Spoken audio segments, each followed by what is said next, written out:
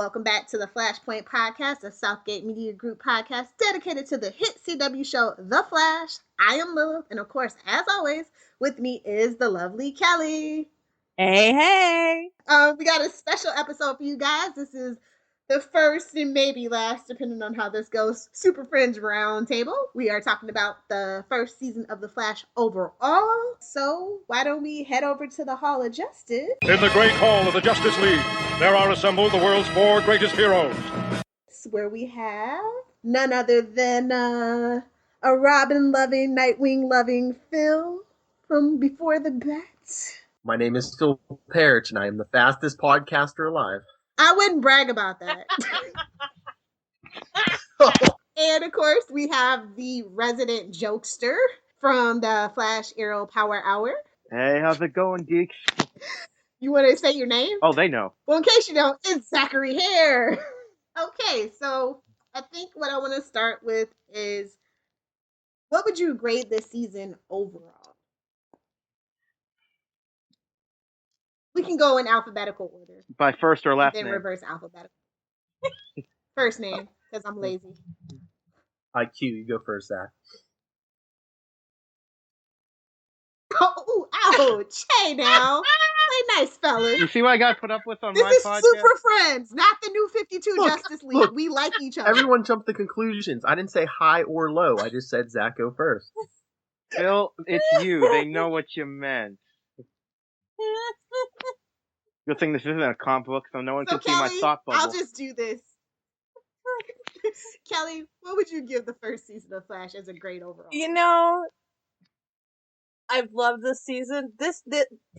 It's one show that I can't wait to get home and watch, quite frankly. I gotta give this season a good B+, if not an A-. I mean, for a first season of a show, knocked my socks off.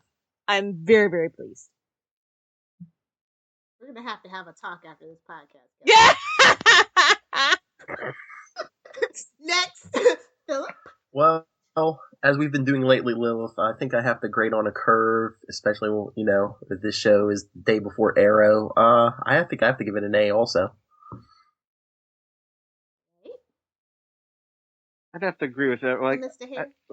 I would have to say I agree with Kelly. I'll say, like, there are a couple of things I would nitpick, but that's minor, so it's pushing into A, definitely. I mean, almost B, but yeah, definitely worth an A overall.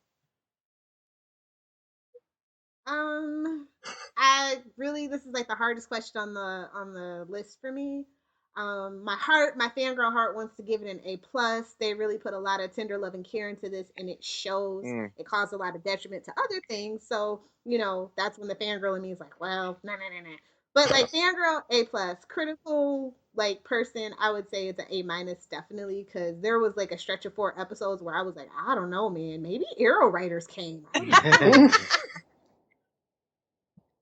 It was brutal, and then the big twist happened, and I was like, okay, I bow down to you. I'm not worthy. Yeah, but I think when you take it as a complete package, it's an A. Definitely. Yeah, the Arrow Rise come on. For some reason, Flash starts fighting Darkseid.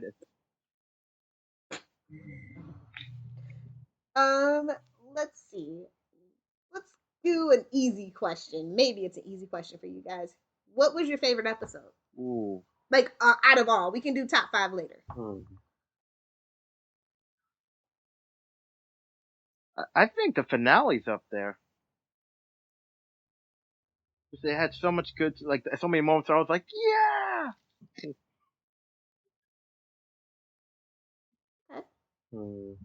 Phil? It would have to be... I would have said the finale, but I don't know. I have a few problems with that finale. I mean, it was good, but there are still plot points. Well, there's a big gaping plot. Big sucking black hole. Ever since they started doing time travel, we know there's going to be plot points where we're going to be like, what? It wasn't the time travel, though.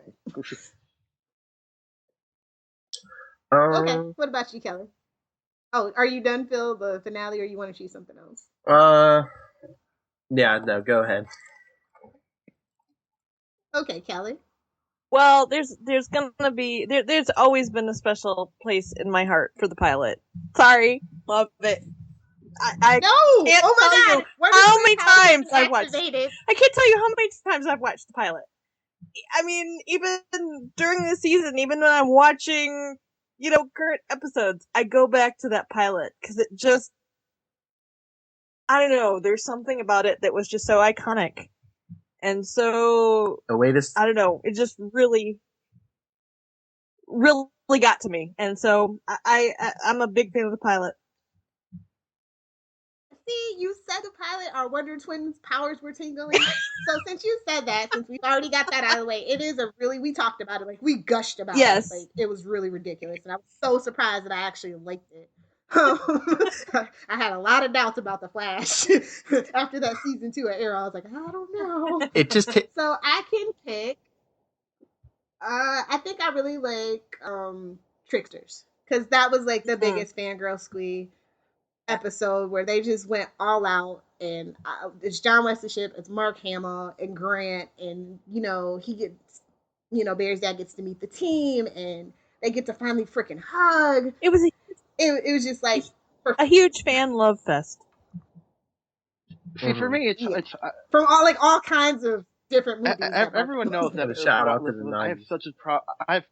I have such a problem rating things one in order, but because for me, the show needs to be viewed as a big story arc. If you look at it all the way through, it's a pretty good thing. Yeah, but there are a couple episodes that me and Kelly were both kind of looked at each other like. Of course. Let's see. Do you guys have any favorite writing teams? Do you guys notice stuff like that or directors? Oh, you're the one that's good at noticing that. Oh. I definitely love Jeff Johns anytime he comes in and writes. He writes well with everybody because he wrote with Kai Wu, he wrote with Andrew Kressberg, he wrote with Greg, and he just did a really great job. But I also want to give a big shout out to Gran Godfrey, who is the story editor. And she wrote I think four or 5 episodes with different people, and it kind of showed. She's very detail oriented, is how I could kind of tell when her episodes are on, and I like that. I don't like slackness. So. Yeah, having the show Bible is very helpful. And they showed us that they actually did have exactly. One.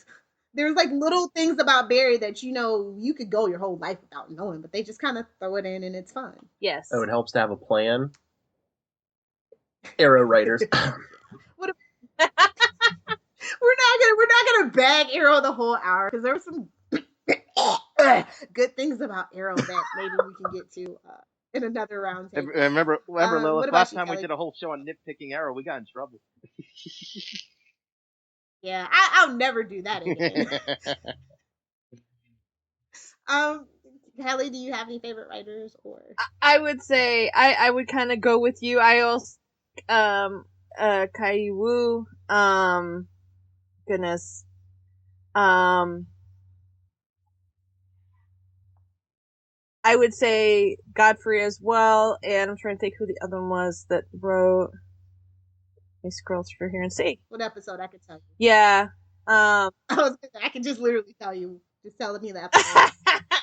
Well, and you gotta love the trifecta of the pilot. Yeah, cool. Well, yeah, the big 3. Yeah. Usually always do a great job no matter what the universe. Exactly. Usually. I'm just gonna go ahead and say that my favorite director is David Nutter. Yes. Even though he only directed 1 episode, he's just been that dynamic constant in the DC universe, and I hope he actually does direct the DC Legends of Tomorrow. He's directed almost every hit show on the CW pilot, so I want to keep with that winning tradition. Yes. Now here's a question: do they start with "My name is"?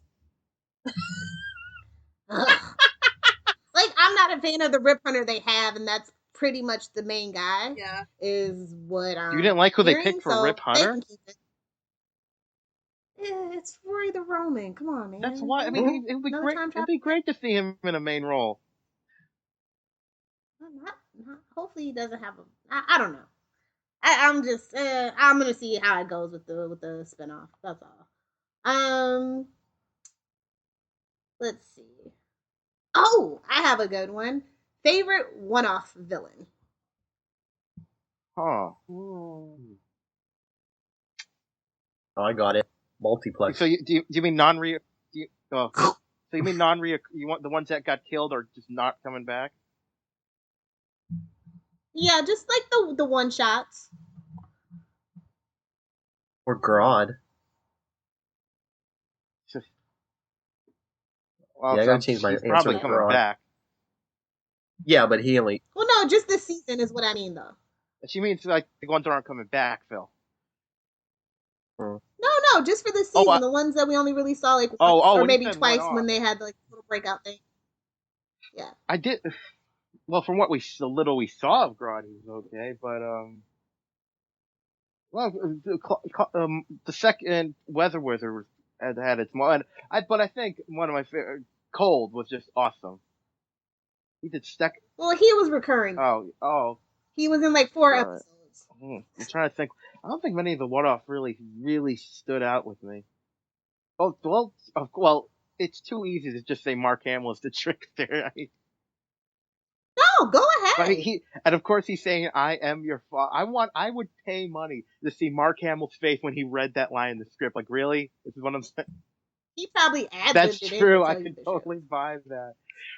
It was. I would say, I would say for one off. I would say the trickster because I didn't see that twist coming. I fully believed him that he was like. I thought they were going to do some kind of showdown. I honestly thought the old trickster was going to kill the new one until they had that reveal. Oh, okay. Philip, Kelly.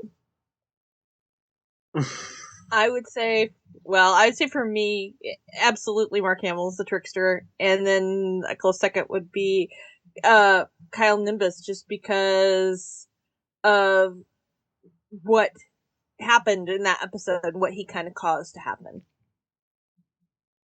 With Barry's development? Yes. Yeah. And how about least memorable one-off villain? I think we'll all go for Bug-Eyed Bandit. No, not at all. What? She was memorable for me because, Felicity was in that episode and she was kind of... So the episode was memorable, not the character. No, the character was memorable. I thought the actress did a really good job. Okay, so I don't know, maybe it's because it was a female villain and we're a female-oriented podcast that I just kind of remember stuff like sticks out more for me. Hey, well, and it's nice. We are in touch with our feminists. Settle down, it's nice to see Felicity. Not saying that you're not. Felicity to have a nemesis. That's nice to see her have somebody who is her equal who can challenge her. Okay, finally, Phil, do you have an answer? He's like, no, none of this sticks out at all. I just want to talk about the Reverse Flash. What's the favorite villain? Well, since everyone else said Mark Hamill, I'll stick with Grodd. Okay. For me, Trickster's definitely up there, but and even though I really love that episode, I have to admit that it was really gimmicky. For me, I think I'm just, man, this is tough. I know. It really is. You took Nimbus too, so I'll go with Peekaboo. Actually, that was interesting. She had her little own intro music. It was this tragic love story, one-way love story. Yeah, I'll go with Peekaboo. It's just hard because I think everyone would probably agree Cold was the best one, but he was recurring though. Yeah, and that's what we're getting to in the next question. So yeah, and I actually disagree with that. I think he chewed the scenery and hammed it up a little too much. But that's how Cold is. I thought that's what made it work.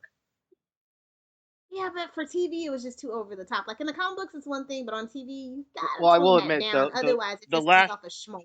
The last time we saw him, and I mentioned this on the podcast.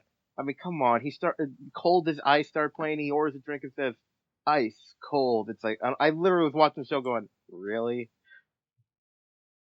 Yeah, it got to be too much for me. I'm like, "You're not Arnold Schwarzenegger." So yeah. Well, so you want to go with Captain Cold as recurring?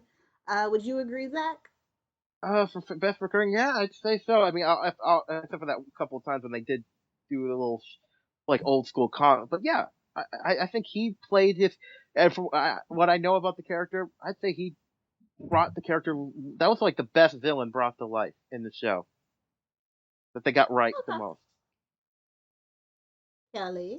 Dr. Harrison Wells. Eobor Like, Khan. I don't even know where to classify him, though. Yeah, I know. Do you know what I mean? Like, Yeah. I'm not quite ready to talk about that yet. Yeah, Gotcha. because like the first half of this He's like his season, he own played a category. good guy.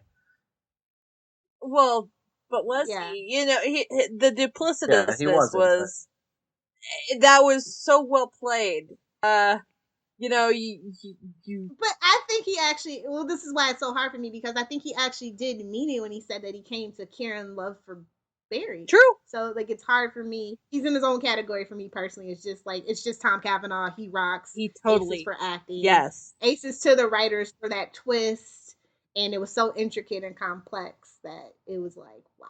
Yeah, exactly. He just really, really aced it. I would actually go with General Eiling. Ooh. As my favorite recurring villain. Well, and not just because he's Clancy I was Brown. about to say, just because it's Clancy.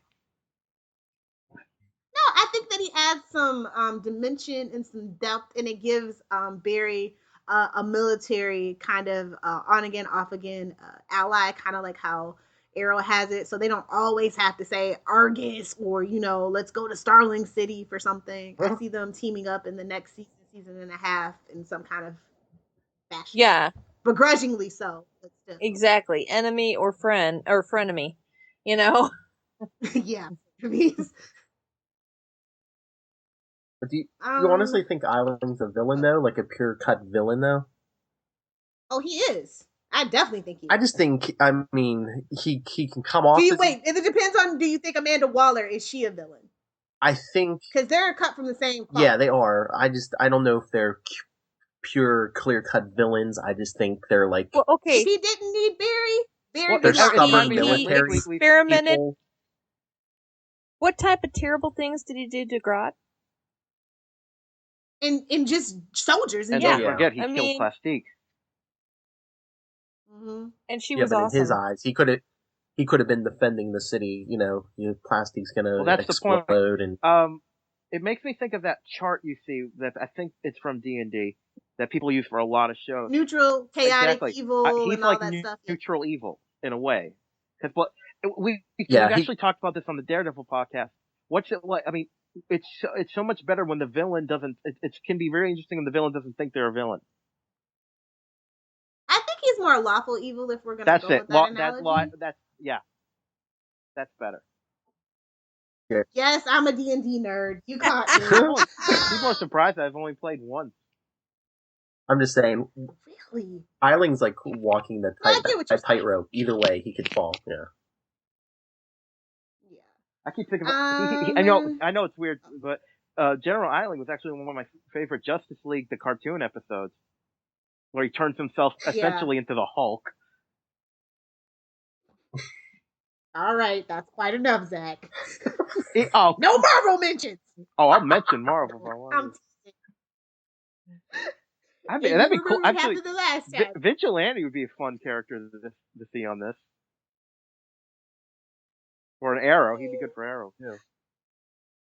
They should get Nathan Fillion, who did the voice in the cartoon. Do we just get an announcement? No, I'm joking. Of course, I'm watching season 4 until I find out who Felicity's father is. Then I don't know. Captain Spoiler over there. What? That's a spoiler? I don't know. I just like calling you that. Oh, well, that's kind of obvious, but biggest plot twist. Are we saying surprising or just plot? Whatever that question means to you. Well, it makes obviously. I think I'm not the only one that thinks of him saying like we find out who the Reverse Flash is. Well, yeah, definitely, especially the second twist. Like, it wasn't really a twist, like, it was just confirmation, and then the twist happened, and everybody's like, oh, because I was mad. I was like, you lied. Yeah, but I think we kind of... I'll never trust you again. Yeah, but you had to see that from the beginning, basically. I mean, when he killed Simon Stagg, you had to know something was up with quote unquote wells. Yeah, I kind of just wanted my theory that he was like a future Barry to be true, though. For the longest time, I never bought into that one. I wanted it. She did. Yeah. I like a little minor twist. I guess I like to talk about is confirmation that Cisco was affected by the particle accelerator. Mm-hmm. And he I want to see him in the vibe outfit. Get the big shades, the lightning bolt. What? I don't even know if you call that a vest. Does anybody else have any like minor plot twists that they didn't see coming? Minor or just plot twists? Just plot twists. For me, it was Barry telling himself not to do it, not to change the timeline. I really hope they explain that next season. Well, yeah, me and Kelly kept saying, we haven't seen the last of this scene. We haven't, and then I'm like, we still haven't seen the last of this scene. How long is this scene gonna play one out? thing we talked about, series end? Yes. We talked about on the Flash Hour, Power Hour is, how did that, cause that's the original Barry from the first time. Like, how did he know exactly what is going on? How do you know to say that Barry, no, don't, How many times has he been back to this scene? That story's not done yet, is what right. we're saying. So it's like, they'll get back to it when they feel like it. Yeah, or unless the original timeline, something happened that was way worse than this new timeline. Yeah, I bet we'll get some kind of version of Flashpoint in season 2. Yeah. I was saying that Flashpoint event was way too soon in season 1, even from the creators of Arrow who rushed through so much stuff. Mm-hmm. So, I mean, anything's possible, basically. So, that's the thing I like about The Flash. And it makes more sense. Like, The Flash hasn't been taking from... Well, it took from Firestorm a little bit, but that's because they were really pushing Firestorm for a spinoff, and then they decided to do DC. Speaking of Firestorm, I really hope they get his powers right in Legends. He's not the Human Torch. He can do other things. Fire, brother. He's Firestorm, the Nuclear Man, not DC's version of the Human Torch. Another Marvel reference. Definitely. It's okay. Well, I think I can be forgiven for the Marvel reference since they actually said the word. It is a valid point. Well, I'm saying I think I can be forgiven since they actually used the words "flame on" in the show. And Excelsior. I mean, they act like yeah, they did that too. More all-encompassing geek, but they actually said "flame." I'm like, oh god. Let's talk about what character was the least developed this season. Iris. Eddie. Mom. Kelly. She takes it literally. That's true. Captain Singh. I guess I should say main character, I guess. Okay.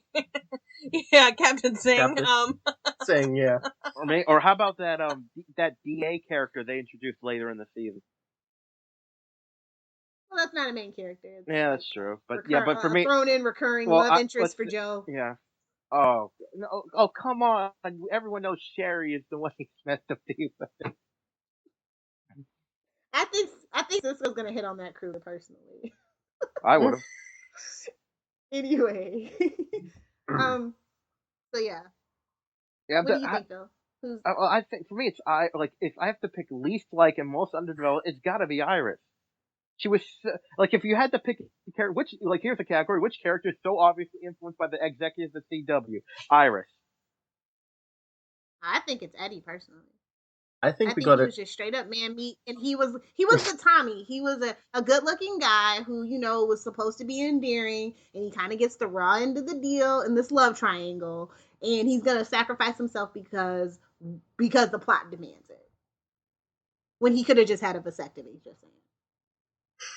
Yeah, I actually said on our podcast that Eobard is psycho enough to find a way around that. Like, I went back in time and stole a sample. He could be his own grandpa? Futurama. No, it's my favorite time travel storyline ever. So gross. You know who I think I haven't seen it. had a you know who had a lot of good story and plot lines in this season, but I think could use more development is Joe. Oh, absolutely. Yeah. We He need was to so pivotal, but he was like the shoulder to cry on. Yeah. we need to learn more about what happened to his wife and that whole incident too. Well, it's like just about love interest. That'd be good to give him one. That way we'd get an episode where he's got to, deal with that, Bare his soul. Right. Now, over a bottle of wine. We talk about underdeveloped. If I have to pick a one-off underdeveloped character, I'd have to pick Grodd. I mean, but that's probably because he's my favorite Flash villain, and I was just looking forward to that so much, and so that's probably why I was let down by it. But he's definitely gonna make a comeback, so this was just kind of like to whet your appetite. Right. That's the appetizer. Because I have no idea what he's. Because I mean, they could go anywhere with him, and I know it's great, but I'm still hoping for Gorilla City. It might happen. We've got alternate Earths and stuff open. Yep, they've confirmed the multiverse for seasons too.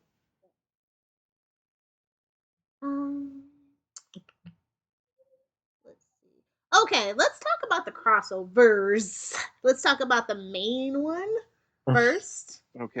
Episode 7, right? That's Power Outage. No.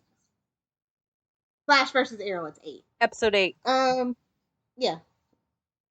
So Flash versus Arrow, it was written by Greg Berlanti and Andrew Kressberg for the Arrow side of things, and Ben Sikowski was also part of the Arrow thing, and then Brooke Eckermeyer was just the only Flash person for some reason, and I think that was kind of unbalanced. Like, I really didn't like this crossover for the Flash. I just thought they the more I rewatch it, the more I hate it. It just seemed like originally they had it all. They were hyping it like, oh, you can't watch one without watching the other. But the Flash episode and the Arrow episode were two completely separate episodes. Exactly. Yeah. Mm-hmm. And nobody, like, it felt too Arrowy to be on the Flash.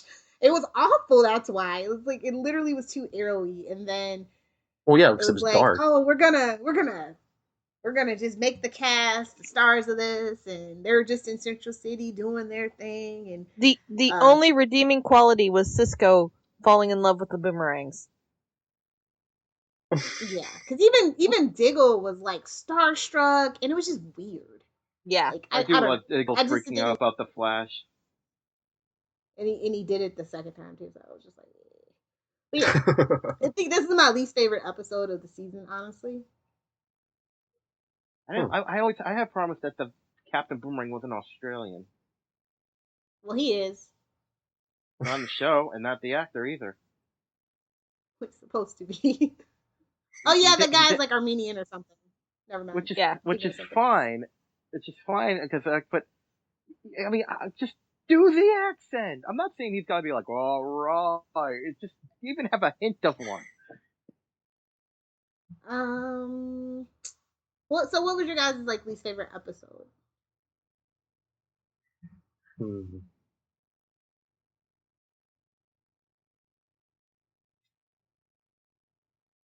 I stink at picking stuff like that.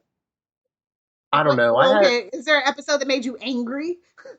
Well, something that made me angry at the beginning of the show is when Barry kept taking off his mask every freaking chance. It's like, hey, look, a villain. This is what I really look like. I have a GIF set of it. It's like 15 times. Out of 23 episodes. Just saying. I totally agree with that. But I mean, like, actual episode. That you just kind of turned it off and was like... I had problems with that Everyman episode. Really? Just with Everyman, I don't know. Oh. Everyone just stood around and let Everyman touch them, and then right, take their appearance, and who was taking him to the police? Iris and Caitlin. It's like, okay. Yeah. Why wouldn't Barry take him? I don't know. I don't have a specific episode. It's like moments that would in different episodes that made me cringe. Oh, yeah.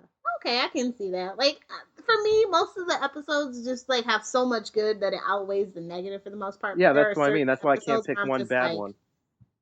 oh, why you no good? Yeah, I know. Right? So what It's do we funny because think of Fire? Oh, what's that? of what? What do we What do think we of think of? Firestorm? Like the Well, like I said, introduction. Do you think it was right for the show? I think it worked, and it's actually one of my favorite moments in the show when they come back and they realize they have to work. When the first time they're truly Firestorm, when they work together, I thought that was an awesome scene. I don't know. They just, and I love the actors. That's what makes it so tough. Oh Is yeah, that I just don't have the emotional resonance with them, even though Ronnie's so closely tied to Caitlyn. But that's just a tragedy waiting to happen. That I don't know. I That makes can't it get into. hard. it just bugs me about his What do you powers think? that they haven't really focused on it yet. And do you think the problem is we've only really like seen them working together like as a whole really only once? Because even like the episode where him and Oliver came to help Barry, we really didn't hear Professor Stein in his head or anything. The only time we've got to see them work, completely together as a unit as a whole is in that one episode. Yeah, Oh, I and think that it was one. weird that we spent 2 episodes on them, like as their Oh, like origin story and development. how about this about Firestorm? Most forced anagram ever. Wait, am I using or act? Wait, that's the right word, right? Yeah. Okay, yeah. I mean, it's like when they said it, I'm like, really? I keep I keep thinking It's up of there that with Shield. line I from Agents agree. of Shield where it goes, and what does that mean to you? It's like, what does that mean to you? It means someone really wanted our name to be Shield. Why did it have to be an acronym? Just say, oh, it's fired. What did you guys think of the birth of the Rogues Gallery? I thought that it was a little too soon. That's kind of why I have a kind of a problem with Captain Cold. I feel like the Rogues Gallery is not a season 1 thing. Yeah, it seemed a little forced and rushed. Maybe parts of it. Although I find it funny in that scene when Heatwave and Cold team up. The police, like Barry's fighting, the police are just, hey, should we shoot them? Nah, let's keep looking. Yeah. Kelly, what do you? I mean, as somebody that's not that familiar with the Flash comics, what did you think about the birth of a rogue? Well, you're familiar with comics. You know what a Rogues Gallery is. Yeah, I know it's Rogues Gallery. Yeah, I do. It makes sense that Barry's going to accumulate enemies. Obviously, it kind of happens when you're putting away bad guys. The fact that they're already working together, and that's a little quick, but I guess it's gonna happen eventually anyway. But I like Cold. He's funny. He makes sense to kind of be he's that kind of comedic front guy that kind of has how should I put it? The gregarious personality, but yet doesn't put up with crap. Vocabulary. to wrangle the Rogues Gallery. So he totally makes sense to them do that. being in Legends. I don't know how they're going to have them in Legends. Let's talk about the second crossover. It was kind of a mini crossover, I guess. All-Star Team Up. This one was actually a lot more tolerable because Oliver wasn't in it. Yes. Arrowless. Yeah. I don't know, is that just me or do you guys not like Ray Palmer? No, I like Ray Palmer. Well, it's just they've made that character such a hybrid, it's but what they give him, I like what he does with it. Yes. Brandon Ruth is doing a great job with what they've given him. I mean, like, it's so obvious he's supposed to be Beetle. He's kind of suffering like Jamie all grown up, honestly. Sorry, Kelly. He's kind of suffering from the bad writing of shipping Black Canary or Katie Cassidy's character for, the first few years. that what we're thinking? But he was only a special guest star to get. They really wanted that Blue Beetle spinoff, and then they're like, "Hey, we can bring even more people.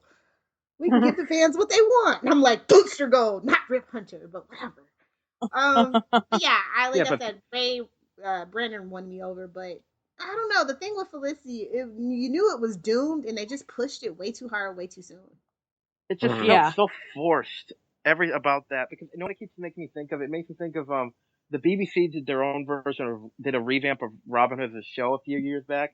Oh, and yeah. I swear to God, now I love the show. It was a really good show. But one thing I had a problem with, almost every female hooked up with Robin. It's like, that's not, no, like one girl hooked up with another guy, but at one point they had like 3 women at once interested in him. It's like, can we get one of his sidekicks to get a girl? Other people can date besides the hero. Yeah, that's what it feels like with Felicity. I totally agree. She's superhero catnip. We actually counted it on the podcast. Like, there's only like 3 women in the show that he's not related to. They haven't dated. A guy in green who sleeps with every woman? Never heard that before.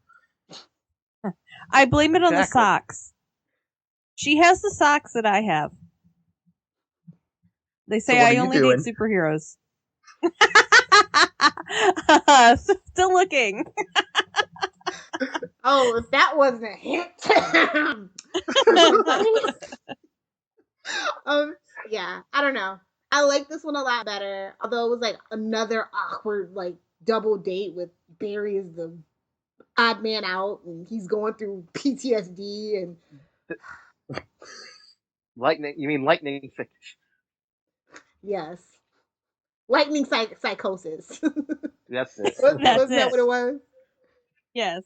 I thought it'd be really funny if, like, when Eddie finds out at the end of the finale, he goes, "Wait a minute, does that mean there is no lightning psychosis?" He's not that bright. Yeah. He's blonde, but he's not that blonde. I wasn't going to say it, Kelly. Okay, I want to talk about the finale.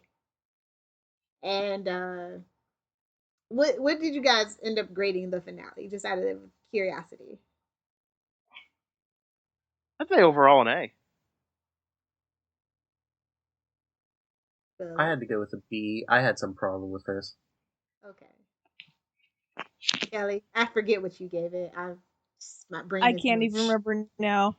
Oh, you gave it an A minus B plus. B plus. Yeah, that's right. Yeah. And you know, the fangirl in me wanted to give it an A, but when I rewatched it, I had some huge problems, and it came down all the way down to a B minus. Ouch. Yeah, it was emotional, but it wasn't actually a lot of action. Like, this should have been like a penultimate episode. I think what it is that the penultimate episode felt like a standalone, and that's just kind of not how network TV kind of works, especially not on the CW. It's very formulaic. So it was just like, oh, now the emotion has to be here, and we have very little action. And then, a finale needs to have some action. Right. Well, I mean, there was, but... But I can see what you mean. It seemed like Barry just seemed like kind of selfish, because it was like, well, if you go back, you could create this black hole, or you could, you could end up killing people. He's looking to everybody else to tell him that it's okay, instead of making the decision on his own. And it's just like, Barry's just not that selfish guy, and that's why he comes back. That's why he doesn't save his mom. But the fact that he actually went in it with the possibility of it causing a black hole, like, just in and of itself, you're absolutely right. Felt very un-Barry Allen-like. Very much so. Well, I don't know. They highlighted just like he went back and forth on it, so I thought they handled it. All right, but one thing I just imagine how they're like, his father's like, you got to go with the natural order. It's like, how do we know what the natural order is?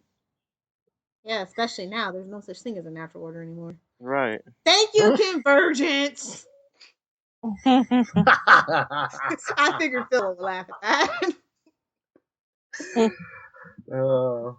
Yeah, I don't know. I just didn't feel like it was a strong enough finish. Like, when I look at it in the pilot, like, it's usually never the pilot that ends up being my favorite episode of the season. But Well, the finale was like, watch season 2, and we have to. I gotta know what happens. Yeah, it just felt Well, that's weird. kind of the whole point, but Yeah. But I mean, if you're watching The Flash for the most part, if you haven't stopped watching yet, you're gonna probably like watch season 2. Let's just be real. right. Mhm. It's not gonna take a finale to go, hey, yeah, maybe I should watch season 2. But something we mentioned on the podcast is the fact that they leaked the Legends of Tomorrow trailer early really, in my opinion, weakened the finale of both shows, really. Because there's so much we knew. This was going to happen, this was going to happen, and this, like. Yeah. Yeah, we got into a conversation on the Supergirl chat that it's not the Flash's duty to help a sagging Arrow and launch, let a good show be a good show and stop, trying to stand on its shoulders. Right. Everything has to sink and fail and is, sink or swim in its own right. Like, that's just, I don't think what they actually get. If you make the Flash do that, you're going to bring it down to the other two shows' levels. And that's just unfortunate. Well, and when The Flash was launched on Arrow, I didn't feel really like it was a launching. In a way, maybe. 2 episodes? The 2 episodes, I know, that was a lot. It stopped the trial of more. Oh, but it was worth it to me. Yeah, I was glad. I was glad that mess stopped. But it didn't feel like it was so far ahead. It didn't feel like a giant advertisement. To me, anyway. It wasn't like it was particle accelerator thing through the first half. Oh, hell, all the way to I think it was, what is it, The Man in the Hood? They were still talking about that damn thing. Every episode, I think. Yeah, that was brutal. That was the brutal part, not the Barry Allen thing. Right. Yeah. I do think that I feel like Captain Cold and the Hawk Girl cameo was a bit much.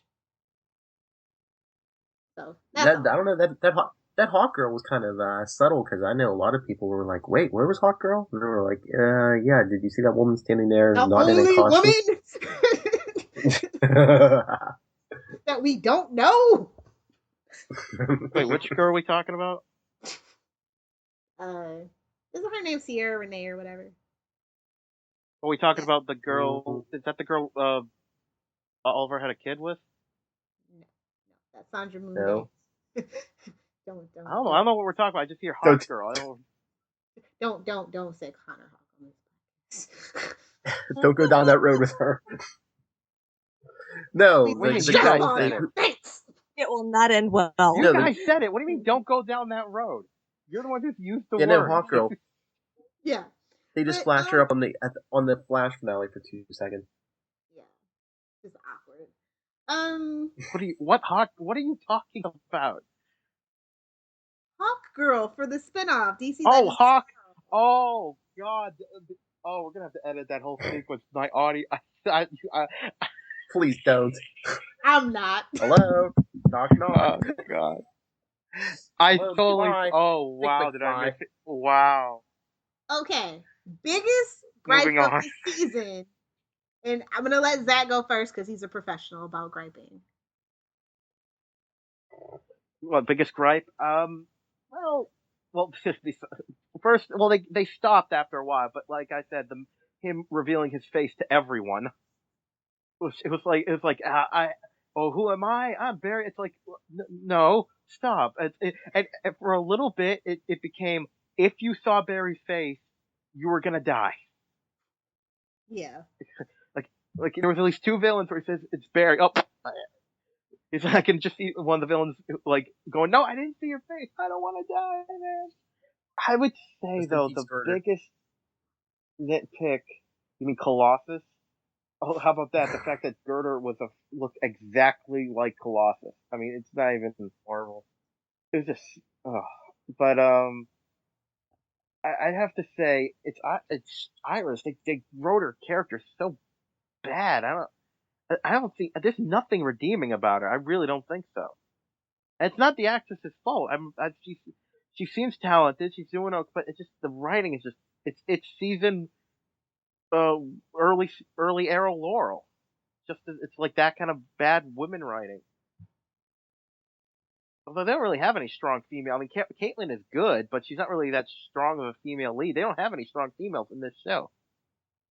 I think that's a good thing because, I mean, Arrow turned into a clam bake. I was like, ugh, where is the meat? Why are there so many females on my superhero show? If I wanted that, I'd be watching Birds of Prey DVD. Just saying. No one should be watching Birds of Prey DVD. Screw you. It had some really good episodes. Thank you very much. And it had an interesting premise. An interesting main overarching villain. Oh yeah, I'm gonna drop her. I'm gonna fight crime around the city with absolutely no mask, and for some reason, no one recognizes. No one's going, "Hey, this is what she looks like." And then they Wait a minute, isn't that the Supergirl pilot? Hey. Isn't that the Supergirl pilot? But that's Harley Quinn is my therapist, and she doesn't know who I am, and I don't know who she is. Yeah, that's believable. It's comic book writing. What do you want? Stop. People, you're crushing little streams here. Stop. No, we do need a Birds of Prey reboot live action. Just not with anybody from the Flash Arrow universe. Is all that I'm saying. I'm out on that. One of my friends gave me a theory that they're gonna turn Felicity into Oracle. They might give her that name, but she'll time. never be Babs. Never. Sorry. Another squeeze on the stress ball. Thanks, guys. Yeah. What about you, Phil? What's your biggest gripe? Oh, my biggest gripe. I just had it.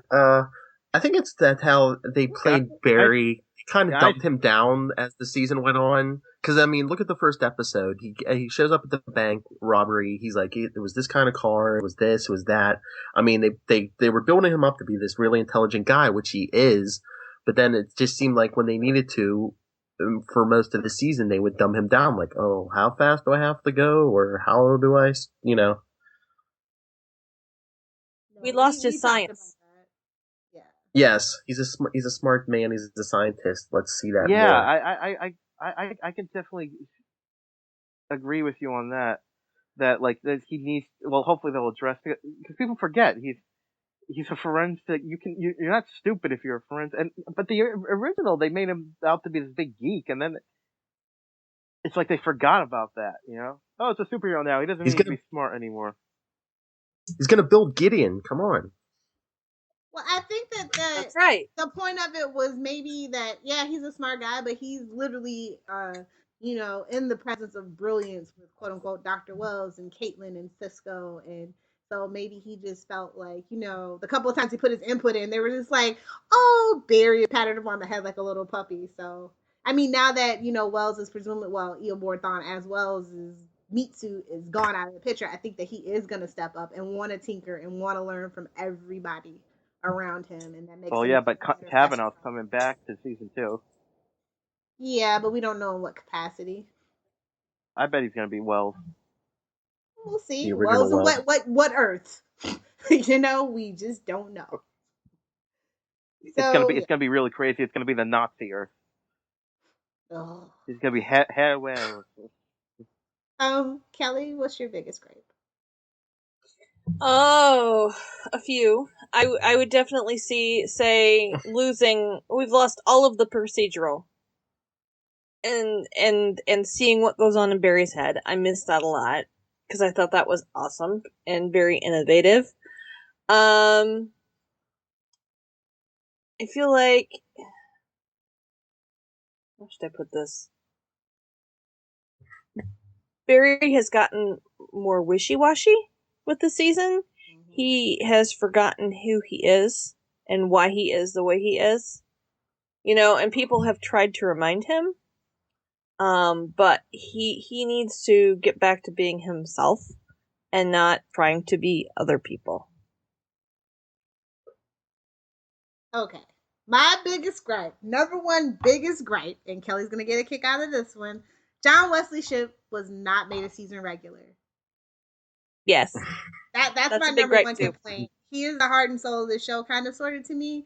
Every time he comes in, it just makes Barry so much more relatable, and you just feel for him. And the story, it keeps it fresh in your mind, like, yeah. And actually, I think that's another thing why I had a problem with the finale is that they tried to make it mama issues, but let's be real, Barry's all about the daddy issues.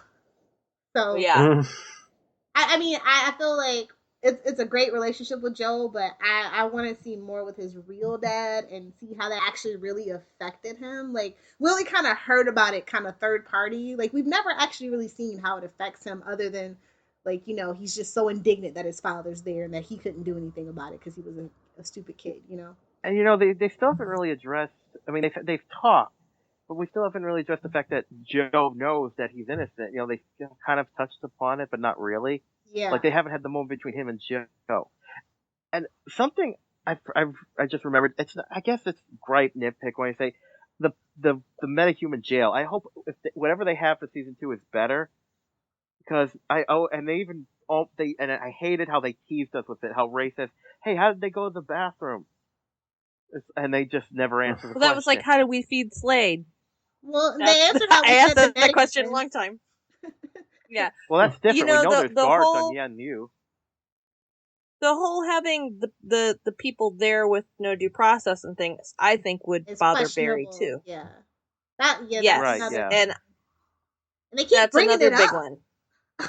But no solution. I can understand that on some level, because like they had to put the menu somewhere quickly and figure it out. Fine, and they can't just go to the cops like, "Hey, I got this guy can create weather. Well, where do we put him?" But now that city knows about humans, they can do something. I maybe like Ray comes forward and says, "Oh, I built this to." Like, I remember, I don't know if they ever did this in DC, but in Marvel they had this prison called the Big House. They had different names depending on who was writing. No, they do have a mini prison.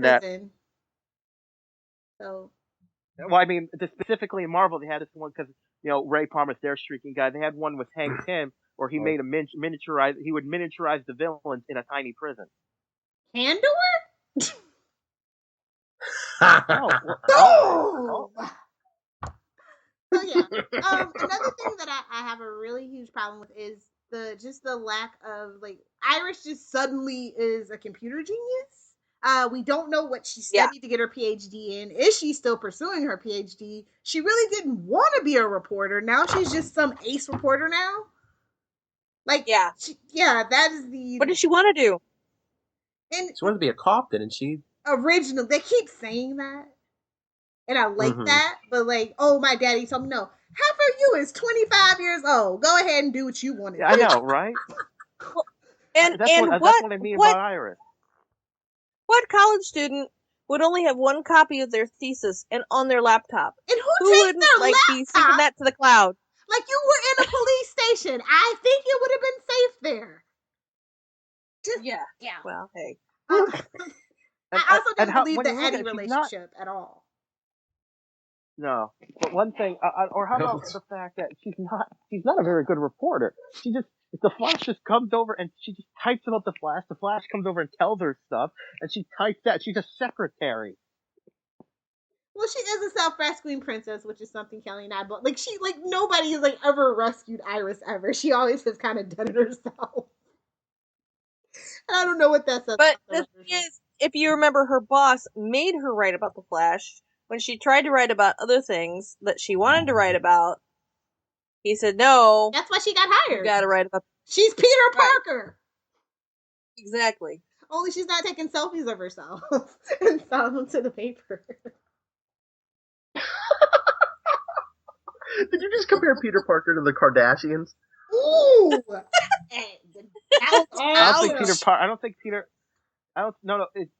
Well, one, Peter Parker never made a duck face in a selfie. Two, Peter Parker's mother never sold him out to make money, so he's not a Kardashian. He doesn't have a sex tape that we're going to turn into $1 billion industry. I'm sorry, have they done that in either comic universe, like done a sex tape storyline? There was one in the Ultimate Universe. Oh, the Ultimates was Tony Stark and Black Widow, yeah. God, the Ultimate Universe can go straight to Hades. Yeah, I agree. What's the best thing about this season? I like how the tone, I'd say. The tone is what helps makes this show. It's like, it's amazing how this is a spin-off for Arrow, and really, it's Flash, and it's leaving Arrow in the dust. We were like, when we were watching, before Flash came, we were watching Arrow and going, oh, well, I'm not really happy. And then Flash came and go, oh, so they can make it good. It really highlighted how bad Arrow was with how good they were. And maybe they even made the show look even better. Yeah. It's a show with hope and heart. Yeah. Which is what a comic book show, unless it's a dark protagonist, a comic book show should have. You can do drama, but it's got to have some hope in it. That's why people read comics. People pick up I'm reminded of something Tom Baker once said. They were asking him questions in the 70s about why people he said, people know that me as the Doctor, I'm gonna win in the end, but they still gonna watch to see how. Mm-hmm. Well, one of those things about the series that I liked too, if you remember back in the beginning, Barry didn't always win. And that was good. Because Barry had to learn. We had to see that, Barry is fallible, just like all of us. Sometimes we fall. But there are people in our lives to help pick us up. And why do we to fall, move on, and there's hope. To pick ourselves up again. That's right. So, you know what I'm saying? Yeah, but I mean... It's very, very hopeful. Oh. And I mean, he's never had a definitive win against Captain Cole yet. Epic fails every single time. That's another thing. That's another thing I have promised. I mean, lets him go every time. Where the episode where Cole finds out about his identity. I still don't understand what they were agreeing on. He's like, "Oh, you can't be around here. I'm gonna." It's like, what's? No, he agreed not to hurt the cops and just kind of, not hurt anybody in the process of doing what he has to do and to keep his secret. Yeah, he'll let him just seems so forced rob for the people as long as he. It seems so Oliver. It's like everybody else knows your identity except for Iris, quite literally, and they even make a point to quote unquote joke about it. So it's just Cole's sister doesn't know. Well, supposedly. Oh, by the way, that's true. Supposedly. You want to talk about force? Well, two things about his sister. One, there is absolutely no reason for her to call her Golden Glider in the show.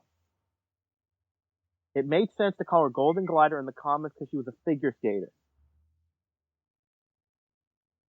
There's no reason to call her it here. And two, what would you call her? Solid Gold? Well, think of it. Golden, fine, but where's Glider? Goldfinger. Yeah, I kind of wondered the same thing, but I knew who she was supposed to be, so. They should have just called her Lisa Smart and just left that. But wait, because of her brother, Solid Cold. But I actually hope that her and Cisco date. I thought that'd be a really funny aspect of the show if they put aside the crime stuff and they still go on dates. I think they learned their lessons from Arrow, though. That nobody wants to see that. Mm-hmm. I mean, those were awful, brutal. No, but I think Flash could make it work because they wouldn't take themselves too seriously. The double date was just gross. Oh, that was so stupid. Dating on superhero shows. Okay, you can grind it out in the mattress, but please, I do not want to see you going on an ice cream date. That is ridiculous. We've got pressing matters. You should not be eating ice cream when Captain Cold is going to take out half of the city. Just ugh. And I feel so bad for Melise Zhao. I'm like, you're playing Linda Park, honey. This is the wrong Flash. You came in at the wrong time. Come back when we have exactly. Yeah, that whole story. Although I did laugh when Barry ate the pepper, but overall, yeah, it was just. I don't know. I just like it. So much of the show, and even though of course I like it, one gripe I definitely have about the show is a lot of times they seem to do something like, "Hey, why is this here? Because it was in the comics." Yeah, we want that, but only if it works. Yeah. Yeah, if it makes sense. Yeah, I felt like this was all about like the Flash. I mean, they really pushed a lot of hopes and dreams onto this show, and I feel like the episodes where it's most obvious are the ones where I just don't enjoy, aka the Firestorm ones and the finale. And anytime Captain Cold shows up, because we knew quite well in advance that there was a spinoff, and that he was the main guy that was going to be in it at first before they got Arthur Dorval. So I was just like, ugh. Every time he just showed up, I'm just like, four. I mean, it's 4 episodes, if you include the finale. That's a lot for a first season of a show. A sixth of the season, almost. Just let the show tell the story that it needs. I feel like the story didn't tell the story that it needed to tell completely. You know what I mean? For a season, like I don't feel like it was completely like self-contained and wrapped up like a first season of a comic book show should be. Because we were concerned with other things. Yeah, that's the biggest thing. But I still love the Flash. I love him more than Arrow. I love him more than Daredevil. I don't watch Agents of S.H.I.E.L.D. You really? Wait, you think Flash is even better than Daredevil? I don't really like the tone of Daredevil, and I think all the actors are unattractive. Really? So. Wow, shallow. I mean, if I'm watching, I need some eye candy and some man meat. I'm just saying. Yeah, but if I said that about women in a show, don't isolate that. You can say it if you Wait a want. minute, You just Barbara. might get bigger backlash. It's the only upside of sexism. I'm sorry. We talk about Barbara on Before the Bad all the time. Well, she's attractive. Yeah, to what do the you think character. she's She didn't leave the apartment and didn't wear pants. That was kind of her whole point. I know. I'm What do you catching want, up Zach? on Before the Bad. I swear to God, I'm going to make a drinking game every time Kelly mentions the fact she doesn't have pants. Kelly's like in the 1950s. She lives in Central City, guys. She's like a woman should wear a dress at all times. I very rarely wear a dress, actually, but...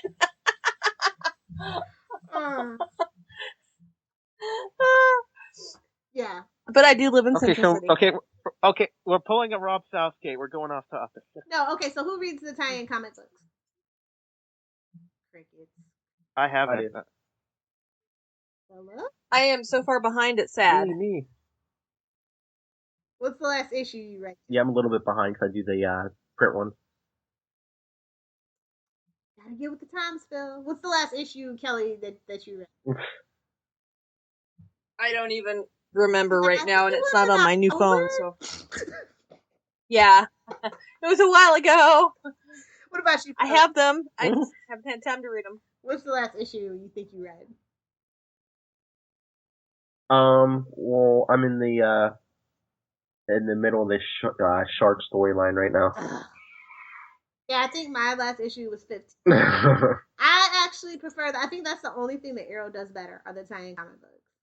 Like, I think that the tie-in comic books for Flash are just like, hey, we can't do this on TV because the special effects would suck balls. So we're just going to do this in the comic book. And that's not kind of how... Yeah, but even the...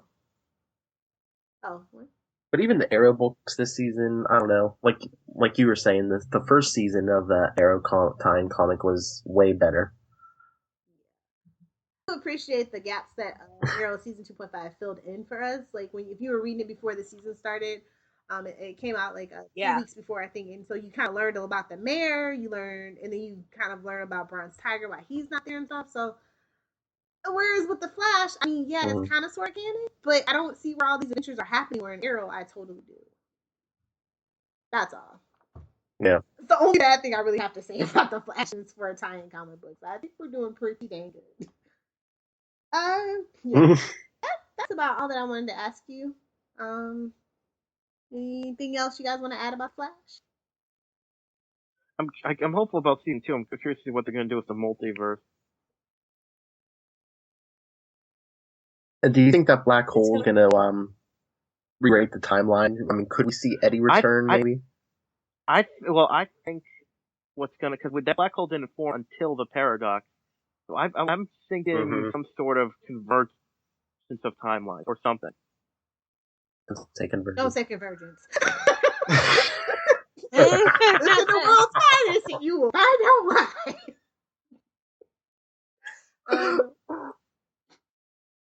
What about you, Kelly? I think it would be really fun this next season to see, what would have happened had Barry done it. Had he Yeah, I changed want the some timeline. explanations on the questions raised by the time travel. As much as I like this show, it's a bunch of plot holes that I want addressed. I'm hoping we address them in season 2. They're going to have to give us the rules of time travel in this universe, because every show handles it a little bit differently. And, for those of us who love Doctor Who and that kind of stuff, time travel is not a problem.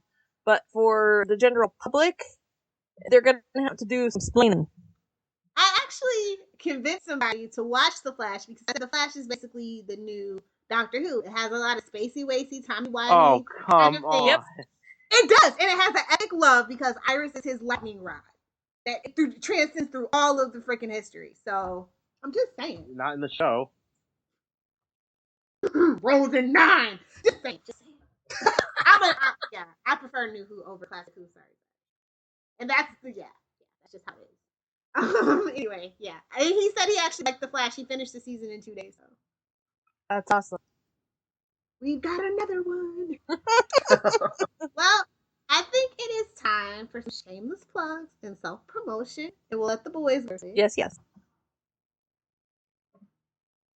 Phil's the pro, so you can go. Okay, well, you can hear me on the Flash Show Power Hour with Zack and Tyler, on before that with Tyler and the lovely Miss Kelly, and on sometimes me. World's Finest, and World's Finest with the lovely Miss Lilith, and I won't mention my Marvel ones here, so... Oh, okay, go ahead. I mean, it's all in network, so I don't care. Yeah, you can hear me every week with Charlie Esser on the all-new Marvel Roundup and the Super Connectivity podcast, and if anyone wants to get a hold of me, you can email me at nightwingpdp@gmail.com, and on Twitter, I'm at nightwingpdp. Zach? Take a deep breath, it's a lot. Well, we just wrapped up the Baker Street podcast, but we got a lot of it. We're hoping to do some episodes over the summer, and we're definitely looking forward to that coming back. And we are very excited that Longmire's coming back, the Longmire Coffee podcast is returning. And currently I am enjoying, although this might be a sensitive subject to Lilith, I'm enjoying Game of Thrones podcast, and I'm actually now co-hosting my sister, so that's a lot of fun. And of course, thank God you kicked me off that. I hate this season. Oh, well, good. And of course, Phil said me and him do the Flash Power Hour with Tyler when Tyler shows up. And you can catch me on Facebook. Zach here, find me, message me. I don't mind. Twitter, Inch from Insanity. I think that's most of my. Oh, of course, we are just finishing up the Daredevil podcast, which we are very excited about. So just hit me up. Check out some of the shows. Well, you can find me on Twitter, Tumblr, Instagram, and about anywhere else that matters at Supersquint. That's SuperSquint. You can read me at voicetv.com. And of course, you can listen to me Before the Bat with Phil and Tyler. And it's been consolidated with the lovely Miss Lilith. Okay. As for this podcast, we are now Facebook official, so you can just go check us out at facebook.com/Flashpoint podcast. We are on Twitter at Flashpoint_SUD. We are on Tumblr at flashpodcast.tumblr.com. This has been the Flashpoint Super Friend Roundtable.